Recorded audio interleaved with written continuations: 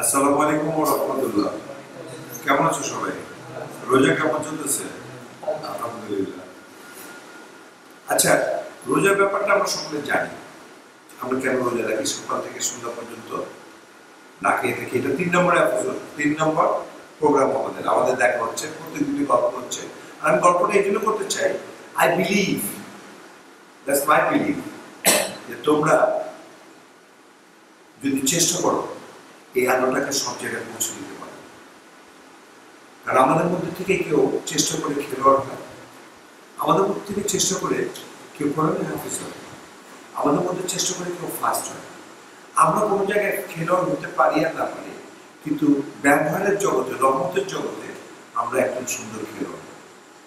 লেখাপড়ায় ফার্স্ট হই আর না, সকালেই ফার্স্ট হবে না, কিন্তু আমাদের বাপ মা, ভাই বোন, পরিবেশ, পরিস্থিতি, আত্মীয় স্বজন, প্রতিবেশী সকলের সঙ্গে ব্যবহারে আমরা ফার্স্ট হতে চেষ্টা করব। কোরআনকে কেন্দ্র করে তারাবির নামাজ শুরু হয়েছে, সকালে তারাবির নামাজ পড়তে যাচ্ছে, মসজিদ ফুল, পড়শি পড়া হচ্ছে। বাংলাদেশে জানি না আমার এই অনুরোধ আলেম সমাজের কাছে কতটুকু পৌঁছবে বা কতটুকু যুক্তিসঙ্গত মনে হবে। কারণ পৃথিবীতে যত কিতাবই পড়ি না কেন, কোনো কিতাব পড়লে আমরা যদি এটা না বুঝি, আমরা চেষ্টা করি আরেকজনের কাছে বুঝতে যাই, যে কিনা এটা বুঝে। এই কোরআন শরীফটা সারা মাস ধরে পড়বো, কিন্তু এটাকে আমি কোনো অক্ষর বুঝবো না, সেটা পরে সব হবে, নো ডাউট। কিন্তু আমি যদি না বুঝি, তাহলে আমার কার্যকলাপে কি এটার কোনো বই প্রকাশ হবে? কখনোই না। আর রোজার মাসে কোরআন পাঠটা কি তাহলে এই জন্যই আসছে শুধু, যে আমরা শুধু শুনবো আর চলে আসবো? কিরকম একটা ঘটনা বলি তোমাদের। একজন লোক এরকম আরবি কথা জানে। আরবি কথা জানে মানে কি? সে আরবি কিছু শব্দ শিখছে। তা আমরা সাধারণত কোনো বিপদ আপদ এলে কি করি? ইন্না লিল্লাহি ওয়া ইন্না ইলাইহি রাজিউন, এটা সবাই জানে। তো উনি জানে এই শব্দটা, কিন্তু কোথায় বসাতে হবে এটা জানে না। তো ওনাকে এসে কইছে যে আপনার ছেলে তো ম্যাট্রিকে পাস করছে, তো উনি কয় ইন্না লিল্লাহি ওয়া ইন্না ইলাইহি রাজিউন।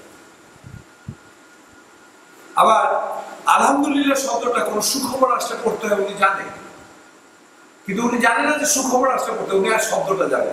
তো ওনাকে এসে একদিন বলছে আপনার শাশুড়ি তো মারা গেছে, তখন আলহামদুলিল্লাহ। তার মানে আমরা শব্দ জানি, কিন্তু কোথায় বুঝাতে হবে, বসাতে হবে জানি না।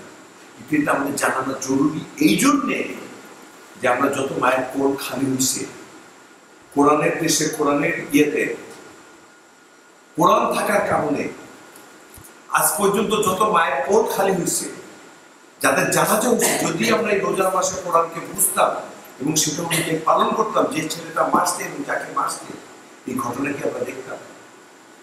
কোরআনের রহমত আছে, কিন্তু আমরা না বুঝার কারণে সেই রহমতটা পাচ্ছি না। তাই আলেম সমাজের কাছে আজকে তৃতীয় দিনে আমার অনুরোধ, প্লিজ আমরা কোরআন শরীফের যে জিনিসগুলি পড়ব, তারাবির নামাজের আগে দয়া করে এটার অর্থগুলি একটু সামারাইজ করে দিলে বা একটু বলে দিলে, আমার মনে হয় এই রোজার মাসে সকলে শুধু তারাবি পড়তে আসবে না, এই তারাবির সঙ্গে অনেক কিছু নিয়ে যাবে। আরেকটা অনুরোধ, try to speak English little bit. যদি না পারেন, আমাদেরই কোনো সন্তান যদি পারে, তাকে দিয়ে একটু বলান। এই জন্যে পজ, মানে আমি একটু চিন্তা করে দেখেন তো, আমাদের মেজরিটি ছেলেপেলেরা পড়াশোনা করতেছে ইংলিশ মিডিয়াম, তারপরে বাচ্চারা যা কিছু দেখতেছে আর একটা ভাষা শিখতেছে, সেটা হিন্দি ভাষা। সঠিকটা বেঠিক আমি বলতেছি না, কিন্তু যে ভাষায় তারা কথা বুঝে সে ভাষায় তাদেরকে কোরআন বোঝাবো না, এটা কি একটা রহমত থেকে বঞ্চিত করা হয় না? তাই আসুন না, রহমতকে কেন্দ্র করে রহমতের বই প্রকার যেভাবে হয়, সে মেধা যেহেতু আল্লাহ আপনাদেরকে দিচ্ছে, আমাদেরকে দিচ্ছে, ঐক্যের মাধ্যমে, অনৈক্য নয়, ঐক্য করি।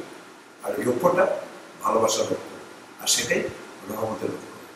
তৃতীয় দিনে আমি সকলের কাছে আবার অনুরোধ করতেছি এবং আল্লাহর কাছে ইফতার আগে দোয়া করতেছি, আল্লাহ তুমি আমাদের এই রহমতকে সকলকে বোঝার জন্য যে অন্তর এবং মানসিকতার প্রয়োজন, তাহা সকলকে দান করো।